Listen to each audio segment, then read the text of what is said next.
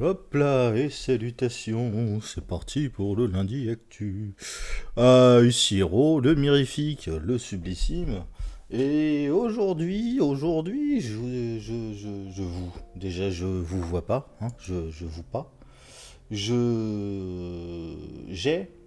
sélectionné un petit paquet d'articles. Alors j'espère que ça prendra pas une heure, je vais faire en sorte que ça aille plus rapidement. Par contre, alors il faut que je m'organise Windows Capture. Hop là. Capture de machin, parce qu'on n'a pas besoin de voir ma gueule pendant ce truc-là. Et que les articles seront plus intéressants à montrer. La fiche alors. Où est-ce qu'elle est? Ah voilà, nickel. Et forcément non. Pourquoi c'est en moche comme ça? Oh bordel. Il y a tout à refaire, c'est pas possible. Bah oui, non. Hop là. Alors Windows Capture. Hop là. Déjà on va se remettre correctement. Nickel. Ensuite on va sortir de ça parce que je vais même baisser le son en vrai. Parce que j'ai l'impression que c'est trop fort. En fait je crois que c'est trop fort dans mes oreilles surtout. Hop là. Baisser le son comme ça. On va commencer avec les bonnes infos, vous allez voir, ça va être marrant. On va parler de la guerre. La guerre en Ukraine, machin, tout ça. Alors ça va être rapide, mais les Simpsons l'avaient encore prédit. Alors ça, c'est un classique à chaque fois qu'il se passe un truc. Les Simpsons sont censés l'avoir prédit pour une raison ou une autre. Tiens, attends, tu sais pas, je vais remettre ma gueule en petit en bas, moi. Pouet. Alors, repasse devant, hop là. Et en tout petit comme ça. Passe devant les pubs, c'est très très bien. Voilà, c'est une pub pour une bagnole, mais ouais. Ouais, et alors, ce qui est toujours intéressant, c'est de voir dans quel contexte ils l'ont prédit et à quel moment. Donc, épisode 19 de la saison 9, hein, intitulé Homer à la mer, Simpson Tide dans la version originale, sorti en 98. Genre en 98, ils sont. Alors, c'est pas une vraie prédiction, patati patata, hein, c'est. Dans cet épisode-là, ce qu'ils expliquent, c'est qu'ils imaginent que Homer a encore fait une connerie. Et, et concrètement, c'est l'Union soviétique qui se reforme et en se reformant, l'Union soviétique elle commence par envahir l'Ukraine. Voilà. Mais comme quoi, il y a des trucs comme ça qui sont vachement prévisibles au sens où tu dis il suffirait de pas grand chose pour qu'il se passe telle ou telle chose. Voilà. Donc il y avait ça. Autre truc marrant que j'avais vu passer par rapport à l'Ukraine. Tinder est le pire ennemi des soldats russes. Parce que bien évidemment, quand t'es envoyé à la guerre, le premier réflexe que tu as, dès que t'as un peu de repos, c'est de chercher de quoi te reposer, et si possible, pas tout seul, hein. Et si les camarades de l'armée sont pas forcément, t'intéressent pas, ou des choses comme ça, tu vas sur Tinder. Et là, ça me fait vachement marrer parce que donc concrètement, c'est une jeune femme, une Ukrainienne de 33 ans, du nom de Dasha Sinelnikova. En gros, elle a entendu dire par un pote que ouais, les soldats ils étaient sur Tinder du côté de Kharkiv, machin tout ça. Donc Kharkiv qui est la deuxième plus grosse ville du pays, très proche de la frontière avec la Russie. Ça c'est l'ardi qui le dit, hein. Moi je connais pas la zone. Et elle est de Kiev. Mais du coup, elle a déplacé son ping sur Tinder en disant qu'elle était de Kharkiv. Et là, elle s'est mise à voir plein de soldats russes popés sur son Tinder. Et à discuter avec les gens pour essayer de récupérer des infos, des machins, des bidules. Elle parle de. Alors là, j'aime bien, il montre l'image, mais tu vois les mecs qui postent avec des armes, machin et tout. Elle fait. Il y en a même un qui avait sur sa photo de profil qui avait un chat. Enfin, qui caressait un chat d'une main et qui avait son arme dans l'autre. Enfin, c'est juste débile. Mais donc, ouais. Et ça me fait penser, moi je me fais des scénarios un peu débiles comme ça dans ma tête, mais je me dis, allez, pendant la Seconde Guerre mondiale, à l'époque justement de l'occupation, il y aurait eu un truc comme Tinder, ça aurait été... on aurait des tas d'archives aujourd'hui en fait pour avoir le déroulé, mais vraiment jour par jour, heure par heure, des conflits à tel endroit et tout. Ça serait oufissime en vrai pour les historiens. Donc voilà. Pas grand chose à dire de plus là-dessus. Euh, ça me faisait marrer d'évoquer la guerre autre chose que pour les trucs chiants et nuls de machin. Si à la fin il renvoie vers un article en gros, il y a des vidéos, des images de propagande balancées à droite à gauche, mais qui sont en gros des explosions, des machins, des bidules, mais qui sont issus de jeux vidéo et ça doit forcément marcher pour les gens qui n'ont pas les références, les machins qui ne savent pas que tiens, cette explosion-là, c'est dans tel Call of Duty, tel Modern Warfare, enfin, tel Counter-Strike ou je sais pas quoi. Enfin, voilà. La guerre. Ensuite, on va passer à une autre forme de guerre. Euh, alors, petite guerre médiatique. Deuxième sujet, on va parler Harry Potter. Alors, la guerre, c'est pas tout de suite, mais... alors, HBO aurait prévu une série Harry Potter qui devrait se focaliser sur le premier ordre du Phénix, donc les parents, tout ça, tout ça. Euh, bon, dont acte. Ça me paraît pas déconnant dans le sens où je vois difficilement un reboot aussitôt. Même si ça fait 20 ans, je vois difficilement un reboot aussitôt. Encore que, on pourrait l'imaginer. Hein, parce qu'on a eu un reboot de Charmed, on a eu un reboot, une tentative de reboot de Buffy et les vampires, je crois. Non, je sais plus. Ça devait être une série animée qui devait être tentée pour Buffy et les vampires. Là, il y a une série Smallville qui est toujours en animé, hein, qui est une suite par un reboot, tout ça. Et ouais, c'est vrai que ça serait pas déconnant vu toute la vibe aussi nostalgique, machin, tout ça qu'on a en ce moment. Les gens préfèrent recycler des trucs qui ont marché. Moi perso, je l'ai déjà dit, hein, mais un reboot d'Harry Potter, je serais ok, à condition que ce soit une série animée. Donc sous format série et sous format animé. Parce que le live action, ça pose trop de problèmes de continuité, de limitation. Le choix du live action est fait systématiquement pour des raisons économiques.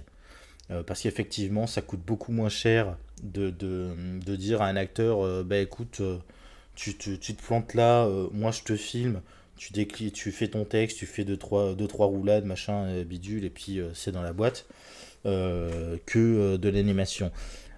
La différence, c'est que l'animation est beaucoup plus qualitative et qu'en termes d'effets spéciaux, et aussi de narration, parce que le,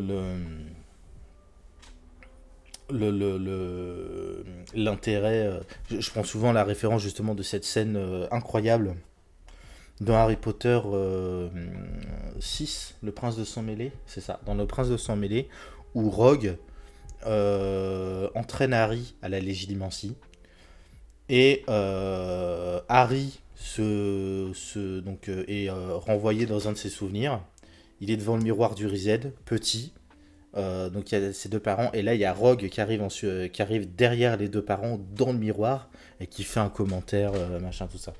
Et la difficulté d'une scène comme ça, c'est qu'il aura fallu retrouver précisément pendant le tournage du Prince de Sang Mêlé l'angle, la luminosité, le machin de la scène qu'ils avaient tournée plusieurs années auparavant pour le premier film, pour filmer Rogue tout seul et l'incruster dans le machin. Et c'est vrai qu'un truc comme ça, c'est beaucoup plus facile à faire avec de l'animation. Et moi, ça m'intéresse dans le sens où il y a des pans entiers de la saga Harry Potter, même en se basant seulement sur les bouquins. Je dis les bouquins parce qu'ils sont quelque part derrière moi, par là. Euh, euh, qui relève de flashbacks, qui relève de choses comme ça. Toute la partie sur Dumbledore, son histoire avec Grindelwald, tout ça. Je suis pas fan des animaux fantastiques, en tout cas de la tournure que ça a pris à partir du deuxième, focalisé sur Dumbledore, Grindelwald et compagnie. Un film Les Animaux Fantastiques qui suivait, enfin une série de films Les Animaux Fantastiques qui suivait Norbert Dragono à droite, à gauche, autour du monde, à chasser des bestioles, des machins, enfin à chasser, à retrouver des bestioles, machin. J'aurais adoré, j'aurais vraiment adoré. Le premier bouquin est très très bien pour ça, mais le premier film est très bien pour ça, mais le choix pris de se focaliser sur l'histoire pardon, de Dumbledore, Grindelwald et compagnie, ça me pose problème. Et là, ils veulent du coup un retour focalisé sur le premier ordre du Phénix. Alors, je saute ce petit passage-là. J'y reviens après. Pour parler justement l'histoire de James et Lily, comment ils sont tombés amoureux, machin, tout ça. Là, l'histoire avec la création des maraudeurs et ainsi de suite. La trahison de Peter Pettigrew, tout ça. Pourquoi pas aussi, tant qu'à faire, les mange-morts, la création des mange-morts et le passage d'une situation où ça allait à peu près bien et le premier essor de Lord Voldemort, tout ça. Pourquoi pas? Perso, a priori, je sais pas trop quoi en penser. Déjà parce que il n'y a pas de matériaux de base, donc ils sont susceptibles de faire à peu près tout et n'importe quoi.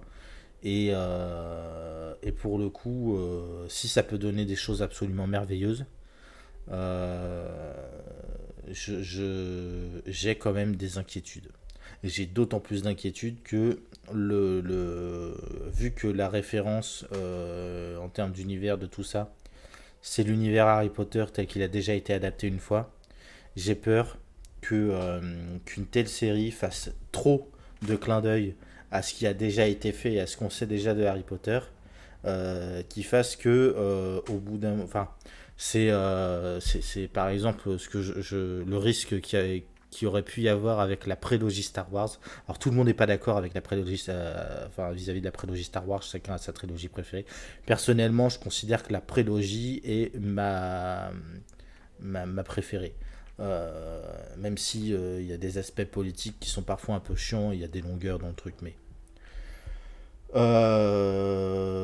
le gros risque, c'était justement de raconter une histoire dont on a déjà le dénouement, en fait, parce qu'on a déjà vu la deuxième partie, donc là en l'occurrence Harry Potter, mais là c'était les trois films initiaux, la trilogie initiale, et en revenant dans le passé, comment dire, ouais, de faire trop de clins d'œil à ce qui va arriver après, de telle manière que ça fasse vraiment trop copieux, trop capillotracté, trop machin.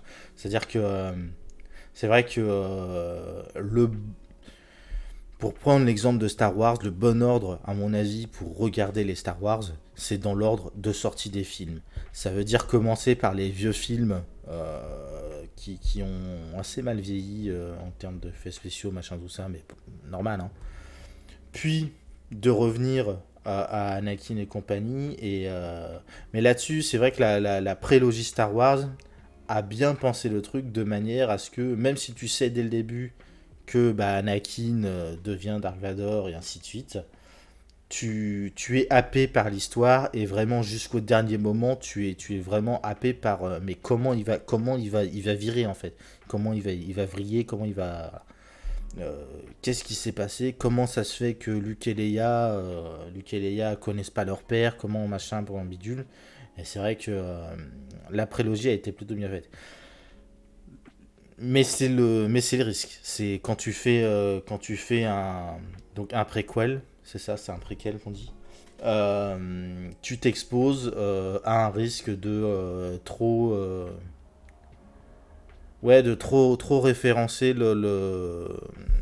la suite qui est ton truc original euh, et, et, et donc d'alourdir en fait ton récit de choses qui sont pas forcément nécessaires et qui étaient déjà suffisamment racontées dans le,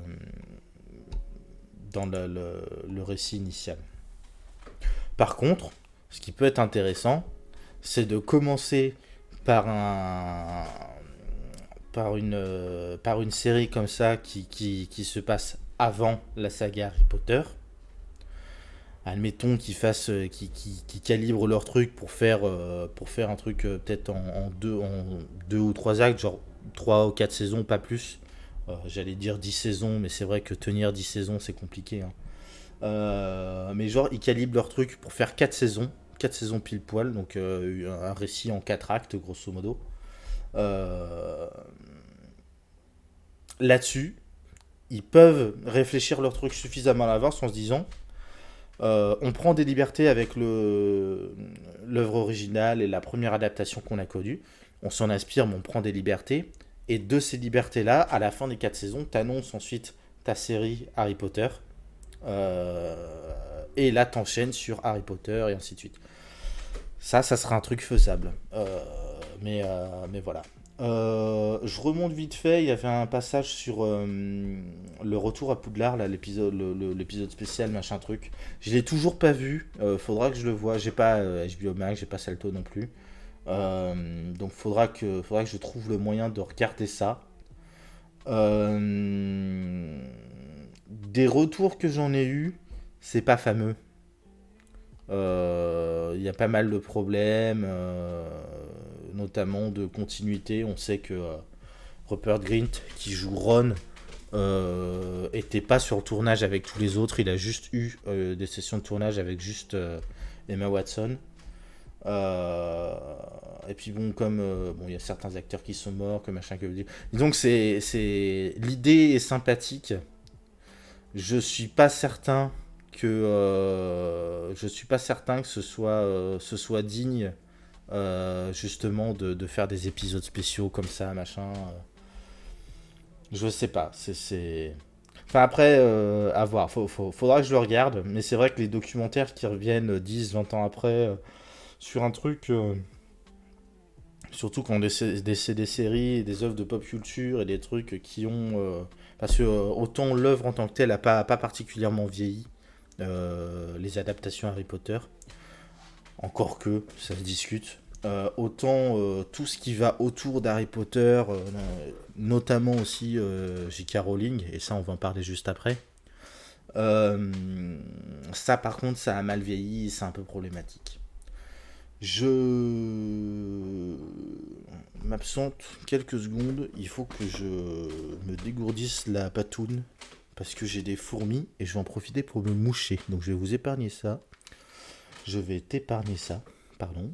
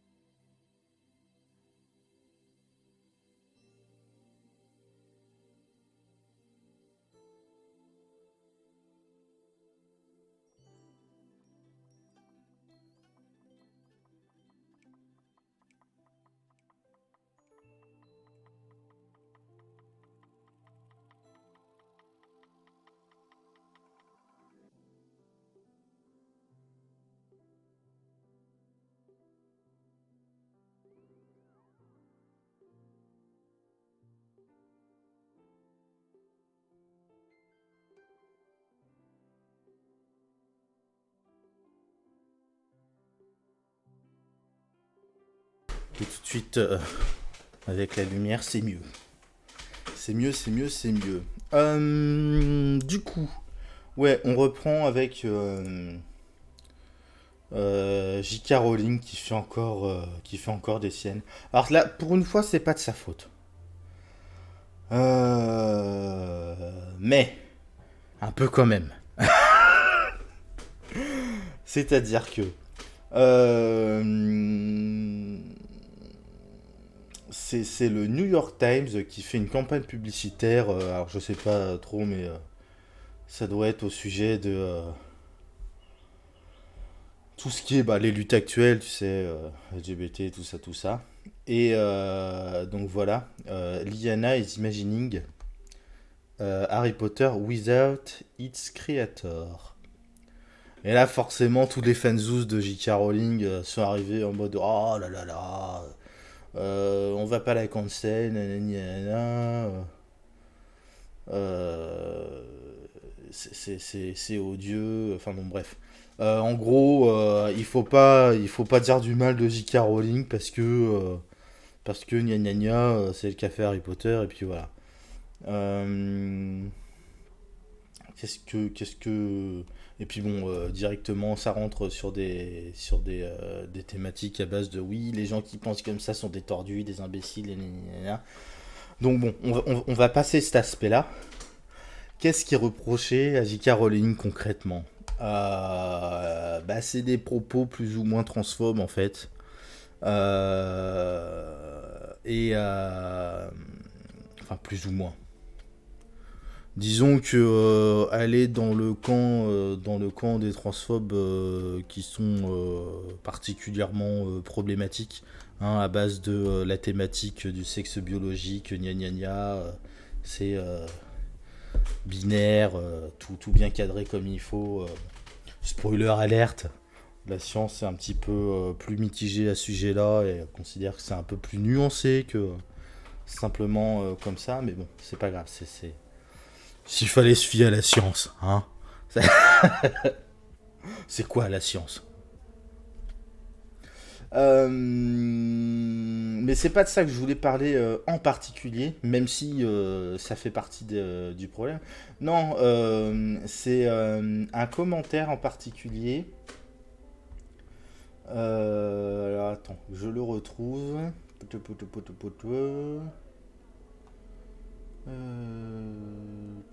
toc toc toc.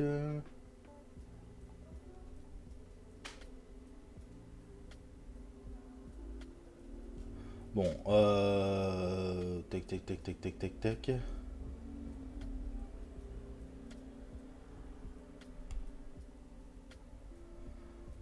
Bon, bref, on va passer. Non, on va. Je trouve pas, mais je vais expliquer ce que. Non, moi, mon questionnement, c'est par rapport à. Donc là, au-delà des aspects transphobes avérés, y a pas grand-chose à en dire, sinon que, bah écoute, c'est une conne réac. Tu fais avec, hein, soit tu choisis de la cancel et tu dis ouais bah on fait en sorte de plus lui donner de thunes et compagnie. Soit t'as pas de problème avec ce genre de propos et de considération et tu dis c'est pas un problème. Mais non, moi ce qui me questionne c'est justement ah si c'était plus bas, c'était sur le droit d'auteur. Voilà. Elle est l'autrice, non, c'est pas ça. Pout, pout, pout, pout. New York Times ne connaît ni la propriété intellectuelle ni la décence. Et ça, c'est un truc, moi, qui me questionne beaucoup. C'est la notion de propriété intellectuelle. Parce que bon, moi, j'ai une appartenance intellectuelle, enfin, j'ai une obédience intellectuelle, comme on dit, à une famille de pensée qu'on qualifiera de communiste, d'anarchiste, de ce que tu veux, mais la notion de propriété intellectuelle, c'est un truc qui nous et qui me pose problème, dans le sens où dans quelle mesure ce que tu as créé t'appartient toujours à partir du moment où tu l'as mis à disposition du grand public. Un exemple tout simple, c'est la notion de fanfiction. C'est alors il y a des auteurs qui sont à ce point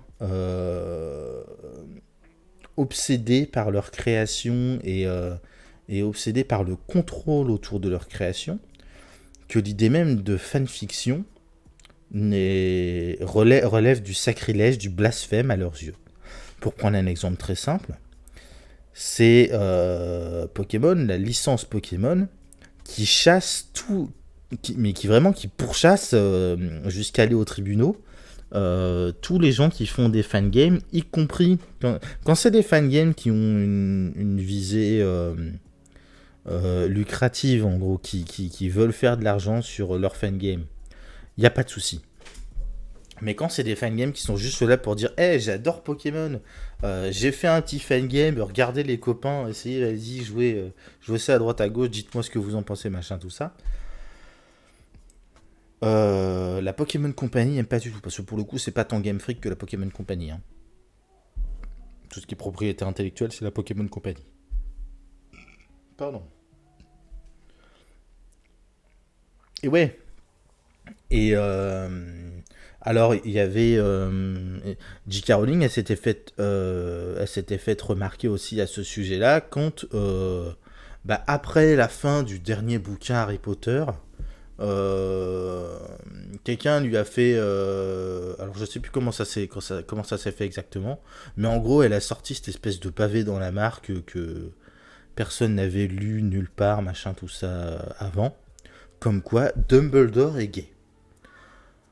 À aucun moment c'est précisé dans les bouquins. Tu me diras, c'est pas le lieu non plus, hein. Il n'y avait pas besoin de le préciser à quelque moment que ce soit. Encore que dans les mémoires de Dumbledore, qui sont racontées en long, en large, en travers par Rita Skeeter dans le bouquin, on aurait pu avoir des allusions à un petit copain dans son enfance ou une connerie comme ça. On sait qu'il était très proche de Grindelwald, mais à part ça, on sait pas, c'est pas précisé la relation qu'ils avaient tous les deux. Euh, mais donc ça faisait très redcon. Et redcon, ce qu'on appelle du pinkwashing, en gros qui est là qui est là pour venir surfer sur les luttes du moment en disant ouais mais vous avez vu en fait tu peux pas me reprocher qu'il n'y ait pas de personnage homosexuel dans mon bouquin puisqu'il y en a un même si on le dit pas. Hey, voilà. Et ce besoin de contrôle en fait sur l'œuvre, y compris une fois que tu l'as donné au public, parce que là c'est un truc on va dire c'est du pickwashing, c'est pas très classe, mais c'est pas très dommageable non plus parce que tu dis ah bah oui bah voilà un gay dans la pop culture super connu, tu te dis ah bah il y a Dumbledore, voilà, même si c'est arrivé, c'est un peu du redcon, c'est arrivé après machin tout ça, pas de souci. Non, par contre, ce qui pose problème, c'est tous les commentaires sur les théories de fans, les, le fait que Hermione aurait dû finir avec Harry et pas avec Ron et machin et tout ça, le fait que tel ou tel personnage aurait pas dû mourir, qu'elle voulait tuer tel autre personnage à la place, mais que elle l'a pas fait parce que ça aurait fait doublon, ça aurait fait, enfin ça l'aurait mal fait, ça aurait trop changé la psyché de tel autre personnage et ainsi de suite. Je crois que c'est Arthur Weasley qui était censé mourir à la place de Fred. Je crois que c'est Fred qui meurt. Et ce qu'elle dit, c'est que ce qu'elle a dit à ce sujet-là, c'est que elle l'a pas fait parce que ça aurait trop changé. En gros, ça aurait mis Ron dans un tel état que il serait parti vraiment comme un débile, tête baissée contre Voldemort. Il serait juste mort comme un caca à cet endroit-là. Mais ouais, et donc cette histoire de contrôle sur les œuvres, moi ça me pose un souci dans le sens où déjà quand on voit le bordel que c'est, on en parlait récemment sur le Seigneur des Anneaux, hein, mais le bordel que c'est quand tu te permets de modifier un truc dans une œuvre dont l'auteur est mort il y a X temps, qu'est-ce que c'est quand les auteurs sont vivants en fait pendant qu'on adapte leur truc. Et c'est des. Là, j'ai vu tout à l'heure passer un article, je regardais vite fait tous les articles qu'il y avait. Un article comme quoi George Lucas il renie un petit peu le livre de Boba Fett dont, alors pareil, que j'ai pas vu, parce que Star Wars, c'est pas forcément mon gros kiff. Voilà. J'aime bien, hein, mais sans plus. Il renie un peu le livre de Boba Fett en mode oui, c'était pas ce qui était prévu, ça devait être très différent, nani, nanana. Et ouais, du coup, de quel droit un auteur est en droit d'avoir un regard sur une œuvre, même si c'est lui qui l'a produite en fait, sur parce que là, c'est pas tant l'œuvre en question que l'adaptation ou la réception de l'œuvre. C'est, admettons, je crois que c'est, alors c'est pas Grant Morrison, c'est, merde, l'auteur de,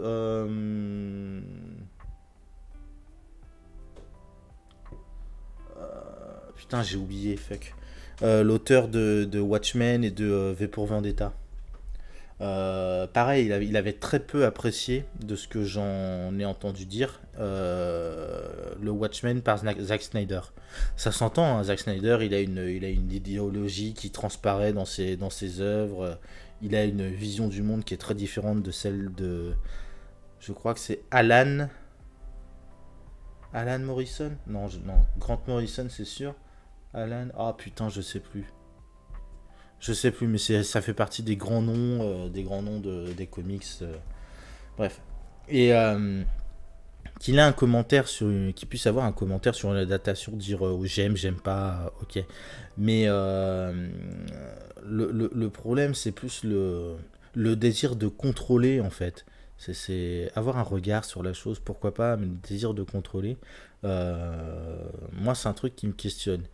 Et je pars du principe, personnellement, qu'à partir du moment où une œuvre a été mise à disposition du grand public et que le grand public s'est emparé de la chose, à partir du moment où c'est un succès et qu'il y a des communautés qui sont autour, j'estime que l'œuvre appartient voire aux communautés, au pluriel, de fans, peu importe la manière dont ça va évoluer. Et j'estime que l'auteur ne peut être, donc d'une, n'a pas le droit de s'arroger le moindre contrôle sur ce qui se passe dans les communautés de fans, mais qu'en plus de ça, ce que font les communautés de fans n'a pas à être imputé à l'auteur.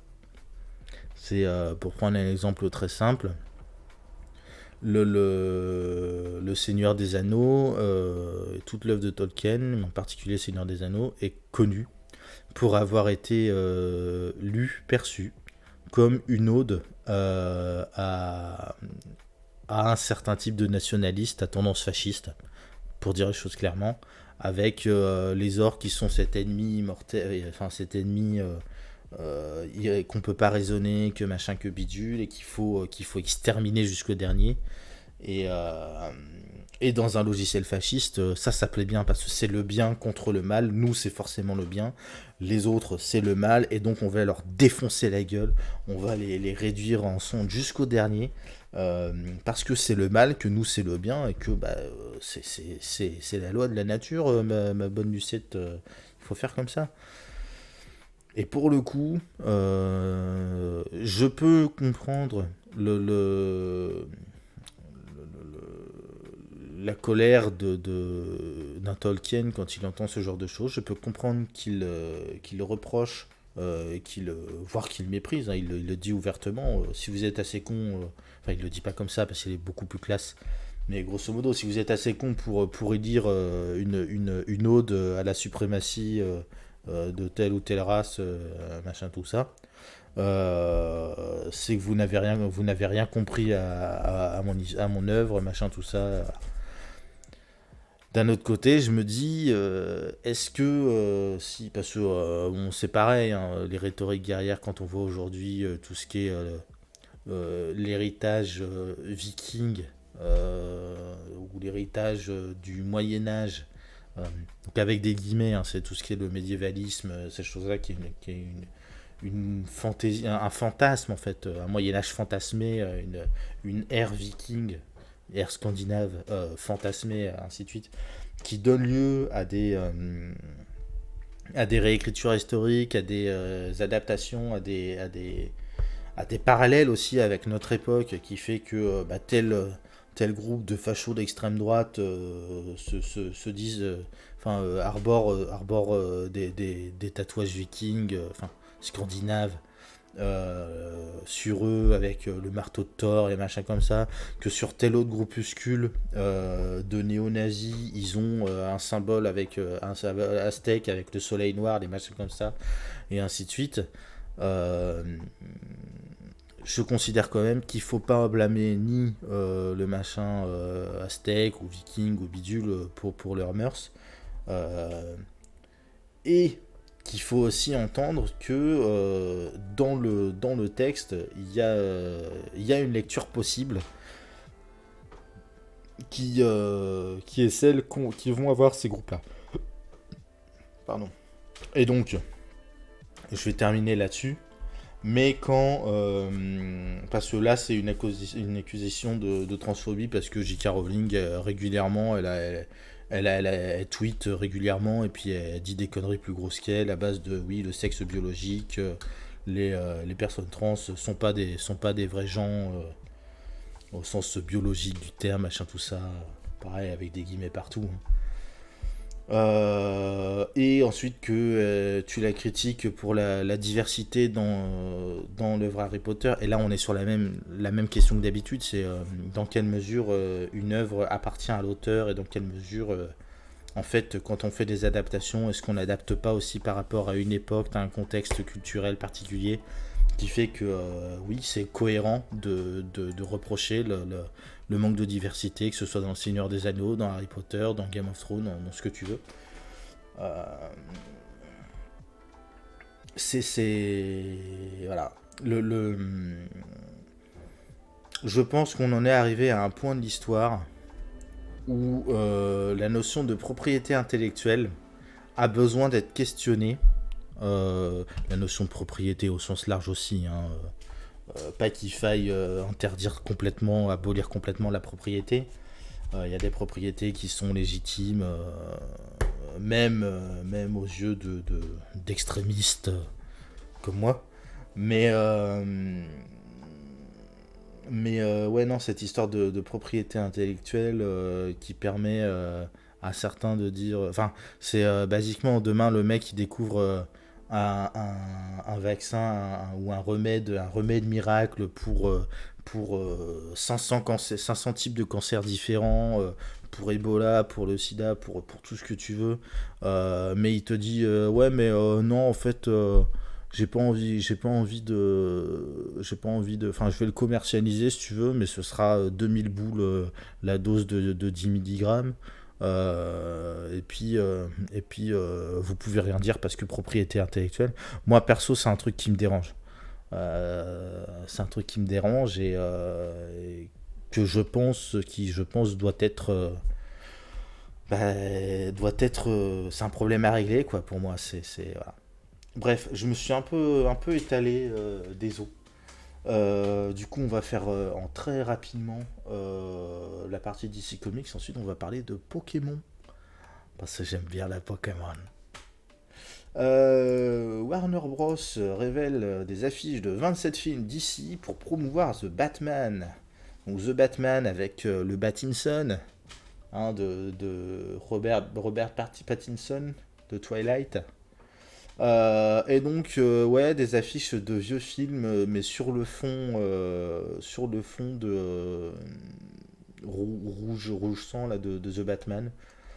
Bon, c'est casse pas trois pattes à un canard, mais c'est sympa de voir les personnages des vieux films mis comme ça.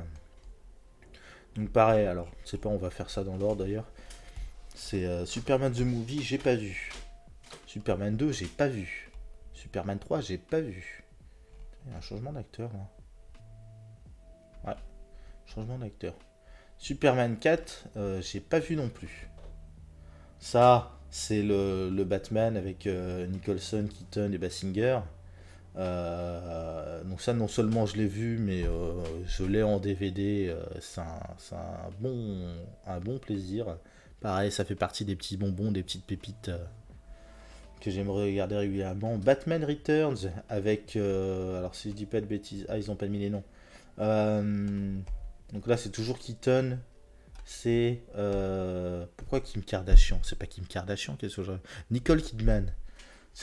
Kim Kardashian, n'importe quoi. Et tu me diras Kim Kardashian en Catwoman, pourquoi pas, hein. Et. Bah, ce serait pas Danny DeVito? Je crois, hein.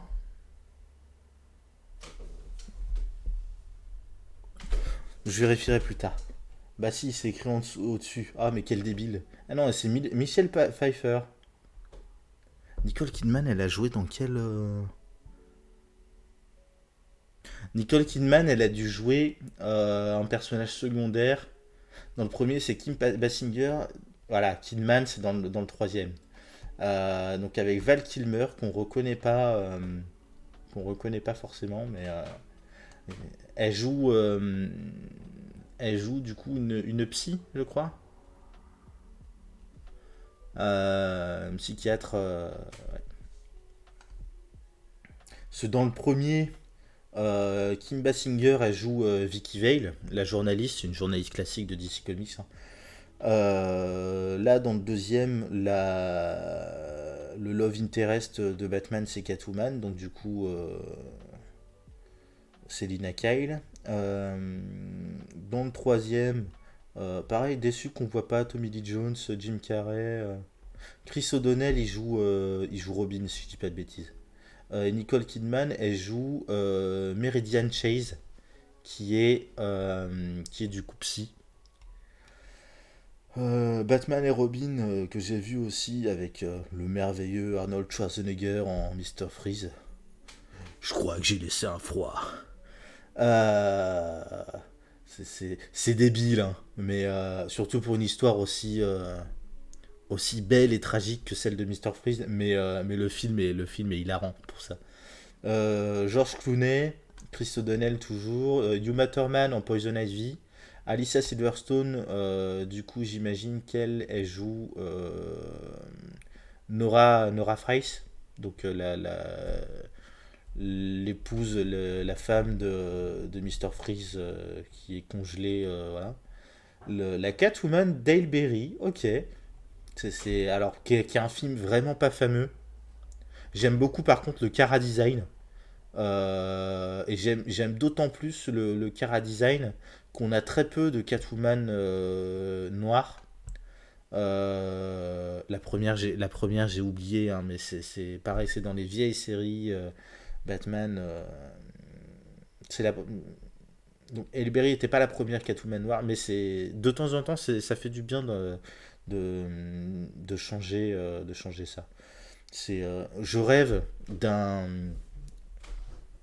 film dans un univers alternatif, hein, pas dans un univers principal, mais qui serait focalisé où Catwoman serait le nom générique de tout un groupe de femmes, en gros une agence de cambrioleuses, si tu veux, où elles seraient plusieurs, genre une dizaine, une quinzaine, et elles organisent des cas, ça pourrait faire un truc bien sympa, un peu à la Ocean's Eleven. Je crois que c'est Ocean's Eleven où c'est des histoires aussi de cambriolage, tout ça. Mais ça pourrait donner un truc vachement sympa. Constantine avec Keanu Reeves. Keanu Reeves qui est méconnaissable. Constantine, pareil, lui je l'ai pas vu. Catwoman, je l'ai vu, j'avais même joué aux jeux vidéo sur Game Boy Advance. C'est une purge, une purge. Le film est une purge, le jeu vidéo était pas si mal en vrai sur Game Boy. Mais ouais. Superman Returns que j'ai vu aussi. J'aime beaucoup le Lex Luthor de Superman Returns. On n'a pas les noms.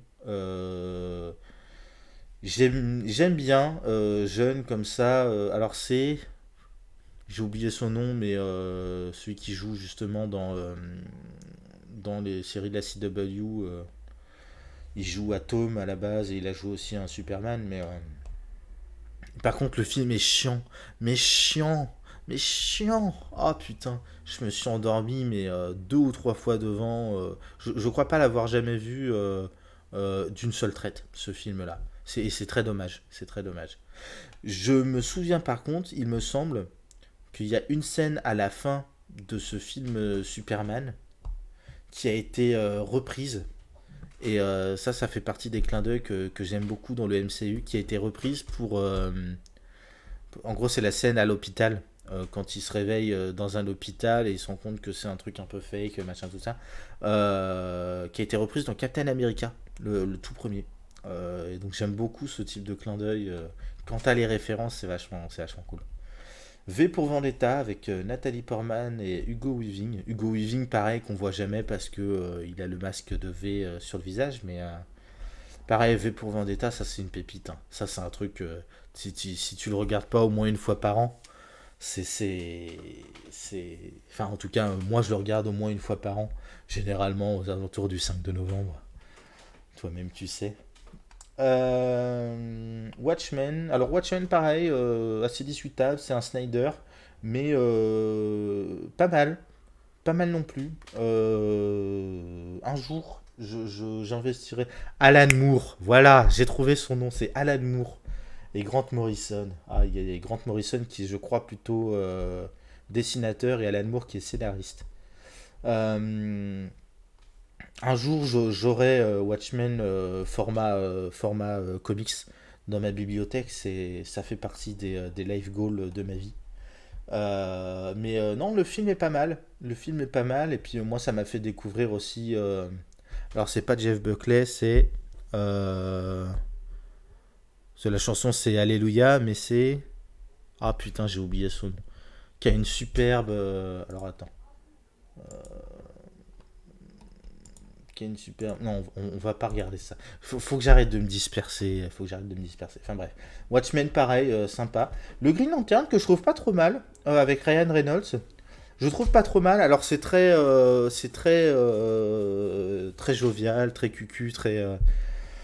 Mais ça colle bien en fait. En fait, je pense qu'il est arrivé beaucoup trop tôt. Et que il est arrivé en fait au mauvais moment dans le sens où il est arrivé après que DC et Marvel aient split, et soit partis dans deux directions opposées. C'est-à-dire que ce film-là, il serait sorti avant les Batman de Christopher Nolan. On aura dit, ouais, bah, c'est un film de super-héros, c'est fun à regarder, c'est machin, un peu comme Spider-Man, ça aurait pas posé de soucis. Là, le problème, c'est que Spider-Man, les X-Men, tout ça, sont partis dans une direction plutôt fun, plutôt coloré, plutôt jovial, tout ça. DC Comics est parti dans une direction avec les Batman de Nolan qui est plutôt sombre. Et du coup, ce film-là, Green Lantern, il se fait dire, ah, mais c'est DC Comics, mais ça colle pas à l'univers, ça colle pas, machin, c'est bidule, voilà. Et du coup, je pense que c'est surtout pour ça il s'est fait chier dessus, ce film. D'autant que, en Hal Jordan, je sais pas, il me choque pas plus que ça. J'avais beaucoup aimé Abin Sur, donc l'extraterrestre qui meurt au début. Les extraterrestres dans ce film-là sont plutôt pas mal. Euh, je pense que je me le referai pas tard. Je me souviens que Kilowog qui était hyper qualitatif dans ce film-là. Et puis Sinestro, quoi. Sinestro est beau, mais comme c'est pas permis. Enfin, vraiment, quand tu prends le Sinestro de ce film-là et que tu le compares au Sinestro des comics, c'est une copie conforme, quoi. Donc, non, vraiment, film qui, à mon avis, est très sous-coté. Mais parce que il y a des attentes qui ont changé vis-à-vis des films DC Comics. Ensuite arrive Man of Steel. Bah, Man of Steel, ils ont pas montré les Batman de Nolan, c'est bizarre. Man of Steel, Batman v Superman, donc ça pareil, ils sont déjà classiques, hein. Euh, Ah bah, d'accord, deux affiches pour Batman v Superman. Sachant que cette version-là est tellement édulcorée, ils ont tellement coupé de trucs importants au montage qu'en fait c'est une version qui est pas regardable. Euh, cette version-là est géniale et j'aime beaucoup la manière dont ils ont introduit à la fin, enfin dont ils introduisent discrètement comme ça Wonder Woman dans le film en mode hey, pour les gens qui savent pas, vous allez avoir une petite surprise. Et puis à la fin, elle arrive comme ça avec son thème musical qui pète des bouches, mais Et enfin, Wonder Woman, quoi. Euh, Suicide Squad. Suicide Squad. Pareil, que je trouve en fait très sous-coté. Et je pense que, pareil, là, on est encore sur une problématique de, euh, de tonalité, surtout.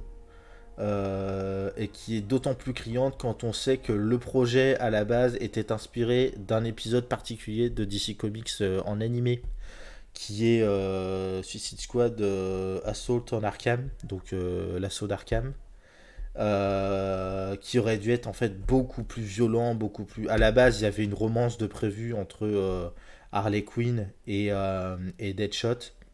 Romance que le Joker aurait pas du tout apprécié. Il y aurait eu pas mal de, beaucoup plus de sang, de violence, de machin, tout ça. Et on a fini avec un truc, un film de super-héros classique, d'équipe de super-héros classique, avec des monstres en CGI qui sont pas attachants, rien du tout. Tu t'en fous de voir crever des milliers de trucs poulpeux, chelous, goudronneux, machin. C'est, voilà. C'est, le film a énormément de potentiel, même ce qu'il est devenu à la fin est plutôt pas mal, ça se regarde bien, même si c'est pas exceptionnel, ça se regarde bien, les personnages sont intéressants, certains sont trop survolés. Je pense à Katana, je pense à, enfin, Diablo est très cool, mais Katana est survolé, Captain Boomerang est survolé, et c'est plus un comic relief qu'autre chose. C'est dommage. J'aime beaucoup aussi cette Amanda Waller qui est terrifiante. Et j'ai hâte de voir ce que ça va pouvoir donner à la suite. Wonder Woman, qui est. Moi, c'est un film, vraiment un film coup de cœur de la décennie. Je revois régulièrement. Il me fait chialer à chaque fois. Enfin, la scène du No Man's Land. Ça te fout les poils, quoi, comme on dit. Non, vraiment, Wonder Woman, génial. Justice League, donc là, ça doit être la Whedon Cut. Et bon, la Whedon Cut, elle est pas à la hauteur, quoi, hein, clairement. Mais pareil, là, tu sens que c'est la pression des studios. C'est con, hein, parce que, alors, autant Green Lantern, je pense que c'est une question de tonalité, autant Suicide Squad, et Justice League Whedon Cut, c'est la pression des studios qui fait ouais mais il faut faire plus un peu comme Marvel parce que on veut des sous et machin et bidule, qui fait que en gros ils ont pourri des films qui auraient été géniaux en fait déjà de base. Mais bon, la débâcle Justice League Whedon Cut nous a donné la Snyder Cut, donc c'est pas plus mal. Le film Aquaman qui est très cool. Perso, j'aime beaucoup. J'ai pas grand chose à dire et je l'ai déjà dit, hein, mais pour moi, l'Aquaman, le Jason Momoa en Aquaman, devrait devenir l'incarnation principale d'Aquaman dans les comics, hein. J'en peux plus, moi, du roi Arthur blond aux yeux bleus, machin truc. Voilà. Le film Shazam est très cool aussi. C'est dommage qu'il soit un petit peu éloigné du reste de l'univers, mais très très cool. Très fun à regarder. Obligé, le film Joker avec Joaquin Phoenix et Robert De Niro. Pareil, c'est une lecture de la société intéressante. Encore une fois, c'est dommage que les fachosphères s'en soient emparés comme oui, on a raison d'être des fachos, on va devenir le Joker, buter des gens dans la rue, machin, tout ça. Mais non, intéressant. Faut que je me mouche.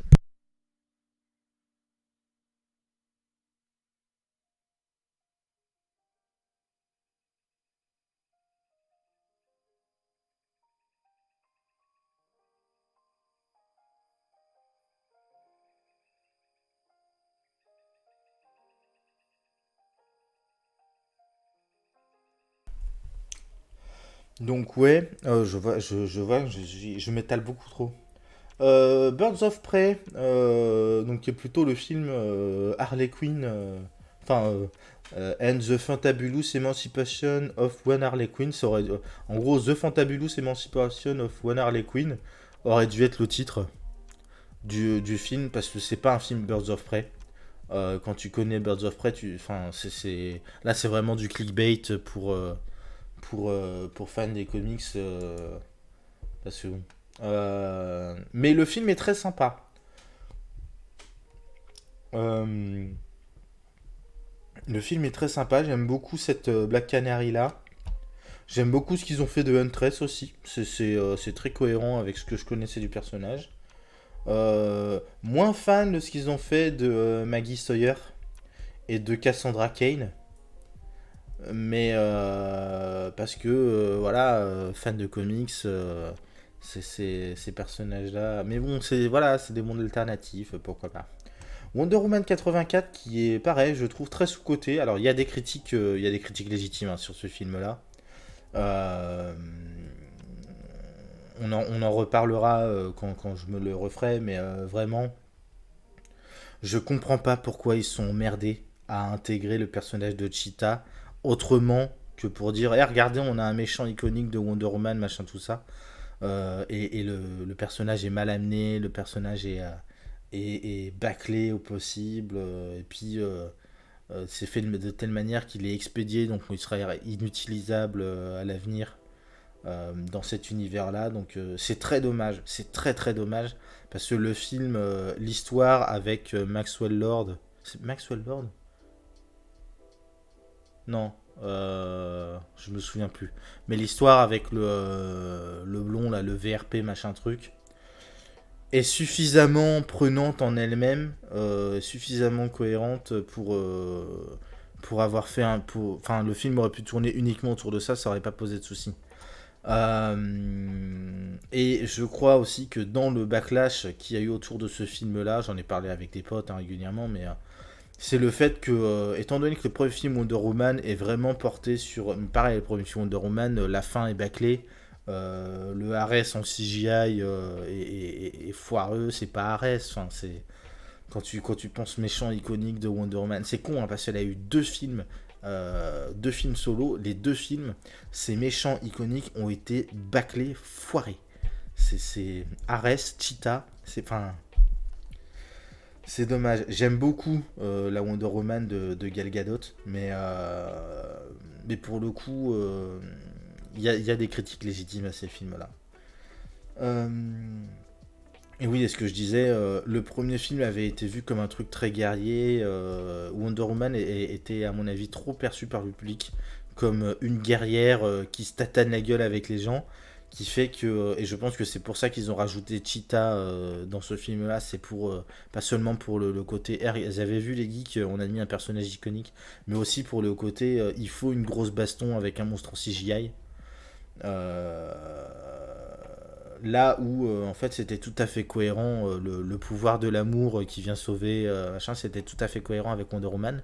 Mais comme les gens ont identifié aussi, je pense, Wonder Woman avec l'Amazone guerrière qui pète des bouches et compagnie, ça, je pense que c'est ça qui a pas mal flingué ce truc-là.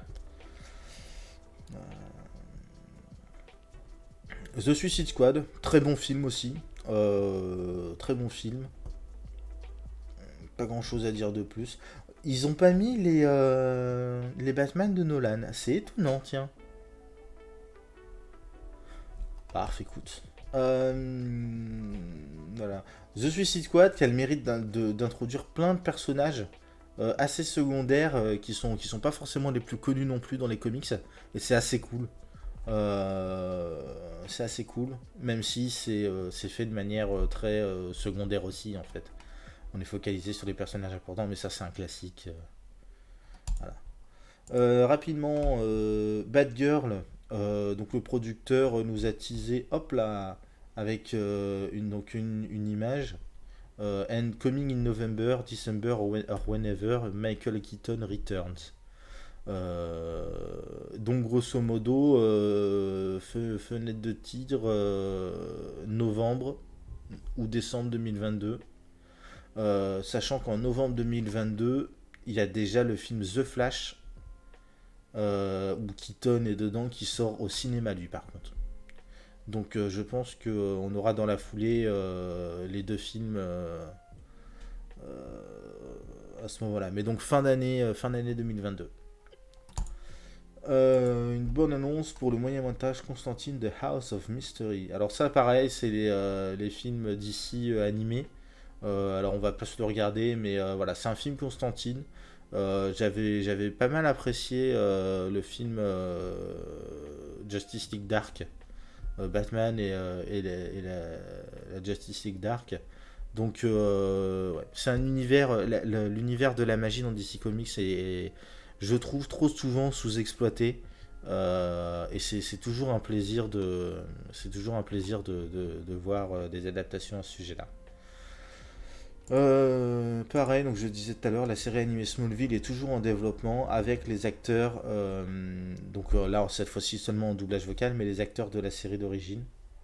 A priori, donc on n'a pas beaucoup d'informations supplémentaires, mais voilà, Tom Welling est assez content, il dit avoir réussi à rassembler une bonne partie du casting pour doubler leur propre personnage et le style d'animation commence déjà à prendre forme.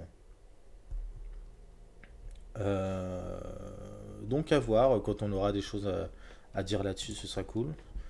Le film The Batman n'est pas sorti, ou alors il doit être juste sorti, qu'on a déjà, alors là, la pub pour le bouquin. Donc, comme je disais, là, c'est passage avec tous les artworks, voilà, pour passer à l'écran. Là, c'est The Art of Batman, mais voilà. Il y a déjà un Batman 2 de prévu, Matt Reeves serait déjà en pourparlers pour réaliser la suite. Sachant qu'il y a aussi un spin-off sur le Joker, pas le Joker, le Pingouin de ce film-là.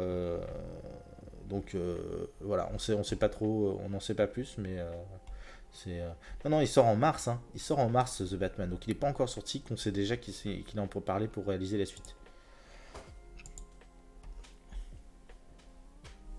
Début de tournage pour la saison 4 de Doom Patrol. Alors pareil, Doom Patrol, j'ai pas commencé. Faudrait que je trouve un moyen de le regarder parce que j'ai pas HBO Max.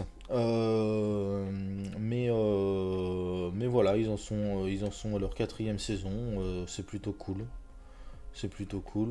Dans le même délire, il y avait ça, la CW dévoile un peu pour le retour de la saison 8 et il est pas improbable qu'il y ait une saison 9 qui arrive après ça. Euh, donc pareil, on sait des petites infos comme ça intéressantes à savoir, mais Tom Taylor annonce DC's de 3. Donc DC's, si je dis pas de bêtises, c'est dans un univers où les gens sont des zombies, c'est avec Necron et compagnie. Bon, pas grand chose à dire de plus là-dessus. Ça fait partie des Elseworlds classiques des comics. C'est comme Marvel Zombie, hein, mais chez DC Comics. Et ça m'a fait marrer. Je sais que ça en fera marrer certains. Je suis pas du tout porté sur tout ce qui est développement personnel, machin, tout ça. Mais il y a un petit bouquin qui sort, Agir et penser comme Batman, par les éditions L'Opportun. D'ailleurs, les éditions L'Opportun pour du développement personnel, moi ça m'a fait marrer. C'est con, hein, mais il y a des jokes comme ça, des private jokes un peu méta. Et c'est du coup, ouais, un bouquin de développement personnel axé pop culture.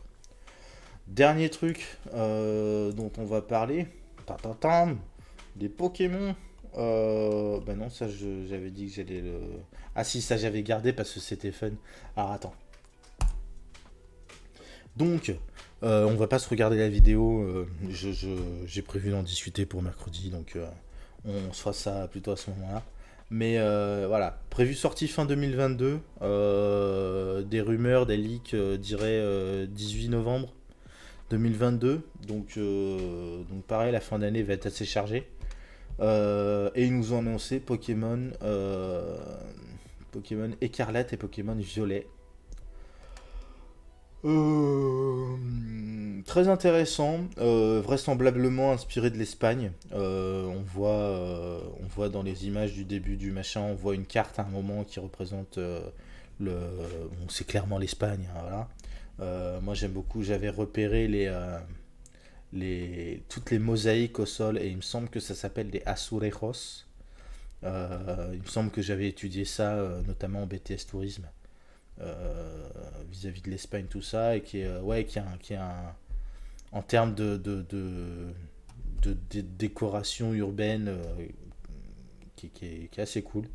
Ça a l'air d'être de l'open world, open world, ce qui est plutôt cool, même si c'est quand même emmerdant de se dire que il aura fallu tout le temps pour en arriver là, sachant que c'est déjà ce qui était plus ou moins euh, prévu pour la huitième génération, et en réalité même pour Soleil et Lune à la base, mais donc la septième génération. Mais bon, comme d'habitude, hein, Game Freak, ils font les choses au ralenti. C'est l'évolution, même pas trop vite quand même. Hein. C'est pas le temps pour travailler. Hein. Non, c'est pas ça. C'est fait trop chaud pour travailler. Voilà. Et bah, logiquement, hein, les starters donc poussent à chat. Euh, donc un petit chaton de plante qui vraisemblablement est inspiré du tigre à dents de sabre. Donc à voir ce que ça va donner. Chochodile. Et là, je sais pas du tout ce que ça peut donner parce que si on se fie aux inspirations classiques, donc c'est le zodiaque chinois, et il nous reste grosso modo le la brebis, enfin le mouton, je crois. Ah, s'ils ont un mouton, ils doivent avoir le mouton. Le taureau et le serpent. Et si je dis pas de bêtises, il doit y en avoir un quatrième vu que c'est 12 à la fin. Mais donc, ouais, on sait pas trop ce que ça va donner. Est-ce que ça va être le taureau? Ça serait cohérent avec l'Espagne. Ou alors est-ce que ça va être le serpent? Pourquoi pas? Je sais pas. Mais pour l'instant, on sait pas trop quoi en penser. Euh, Et coiffe-t-on? Qui est un canard avec un chapeau. Euh, Voilà, donc. Et là, c'est pour ça que j'avais gardé cet article-là de côté. C'est sur Twitter, les gens sont en feu. Hein, avec encore une victoire de canard. Voilà. Là, ils l'ont mis à côté. Donc là, c'est les artworks pour visiblement un film animé Calimero. Voilà. Le classique There's the Same Picture. Avec Donald, Quaneton, et puis le. Comment il s'appelle, on a dit? Coiffeton. Au milieu. Ça, c'est le Pokémon qu'on va tous prendre parce qu'il a une tête de gros débile. Et oui, oui, complètement. Moi, ça m'a fait marrer parce que les motifs qu'il a en fait sur son corps, je me dis, ça serait quand même fun qu'à la fin ce soit un genre de piñata ou une connerie comme ça. Ça serait très drôle. Là, pareil, c'est du trash talk un peu facile, mais là, pareil. Ouais, la référence à Titeuf, c'est marrant. Enfin, voilà. Et on va terminer là-dessus. Ça, c'est l'autre truc qui me paraît intéressant, c'est que les protagonistes n'ont pas la même tenue selon. Ah, si, il y avait ça aussi d'intéressant. Là, derrière, en fond, on voit il combat un Lucario et il combat avec un Zoroark d'Isui. Donc, à voir comment ils vont implémenter les formes d'Isui dans l'univers classique. Euh, Ce qui est intéressant. Et ouais, ils ont pas les mêmes tenues. Alors ça fait très tenue d'écolier, mais ils ont pas les mêmes tenues. Et quand on regarde en fait l'artwork des deux machins, et en fait toute la thématique dans la vidéo d'annonce de machin tout ça, il y a une thématique soleil d'un côté et lune de l'autre. Donc ça serait pas déconnant que d'autant qu'il précise qui sait ce que vous réserve cette histoire. Regarde, votre tenue sera différente selon que vous jouez à Pokémon Écarlate ou Pokémon Violet. Qui sait ce que vous réserve cette histoire? Ce serait pas déconnant que ils remettent au goût du jour le principe des deux versions, parce que là, les fans gueulent de plus en plus. Hein, logiquement, c'est deux fois le même putain de jeu avec juste des différences de deux trois Pokémon.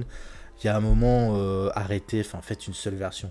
Ça serait pas déconnant que pour justifier les deux versions, ils partent sur deux histoires différentes. Alors ce sera fait façon Game Freak, ou ce sera des histoires pas si différentes que ça, mais quand même avec des grosses variations, des machins, tout ça. Mais ce serait cool qu'ils commencent à partir vraiment dans une logique comme moi j'ai déjà dit régulièrement, hein, mais Ruby Saphir aurait pu donner deux jeux très différents s'ils avaient pris le parti à l'époque de dire ok, on fait un univers où c'est Ruby, où c'est la Team Magma qui réveille Groudon et ça va augmenter la surface de terrain, machin, tout ça. Avec du coup, on pouvait envisager donc le Ruby classique où bah, tu vas récupérer Groudon, t'empêches la Team Magma, machin, tout ça. Ensuite, avoir un Ruby 2 où là, tu es dans l'univers où la Magma a réussi et toi, tu arrives, genre 10 ans après, le territoire a vachement augmenté, machin, tout ça. Et tu fais des trucs. Et de l'autre côté, un Saphir où, pareil, Saphir classique. Tu bats la team Aqua qui veut réveiller qui machin tout ça et Saphir 2 où tu es dans l'univers où la team Aqua a réussi son coup et l'océan a monté niveau machin tout ça et tu te retrouves dans un endroit où il y a encore plus too much water. Ce qui aurait pu donner un truc vachement intéressant, mais du coup qui déséquilibre aussi un petit peu les rosters en termes de. C'est quand on se plaignait déjà de too much water et trop de Pokémon eau, c'est vrai qu'avec un univers Saphir 2 comme je le décris, ça aurait pu être un truc très différent. Mais ça permet voilà les adaptations des humains par rapport aux conditions climatiques, machin, tout ça. Moi, c'est ce genre de délire auquel enfin, qui me plaisent intellectuellement et auquel je pense que j'adhérerais. Donc, si c'est deux versions différentes avec des histoires différentes, euh, il n'est pas improbable que je reprenne les deux jeux cette fois-ci. Voilà, sachant que j'ai toujours pas fait Legend Arceus, que j'ai pas voulu l'acheter et que mon frère l'a acheté, mais il me le filera dans quelques temps quand il partira en Corée. Donc voilà. On a fini pour les actus d'aujourd'hui. Putain, 1h10. Je parle trop, hein. Je parle beaucoup trop. On va se laisser là. Je te fais des bisous. Je te dis à la prochaine. Et, et voilà. Donc, si, attends. Donc là, on est lundi. Demain, normalement, c'est mardi sitcom, je crois. Faut que je m'habitue, mais je crois que c'est mardi sitcom. Donc demain, Big Bang Theory. Voilà. Mercredi, discussion. Jeudi, série. Vendredi, jeux vidéo. Mercredi, on discute de Pokémon. Jeudi, ça va être Wings. Vendredi, jeux vidéo, je sais pas encore ce que je fais. Euh, Samedi, dessin animé, donc ce sera la suite de. Comment ça s'appelle The Cuphead Show. Cuphead Show. Et dimanche prochain, ce sera un autre film. Je sais pas encore ce que je vais faire. Je me tâte.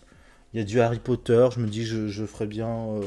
Je me ferais bien le Seigneur des Anneaux. Je me ferais bien pas mal de trucs. Donc, on verra. On verra. Voilà, des bisous à toutes.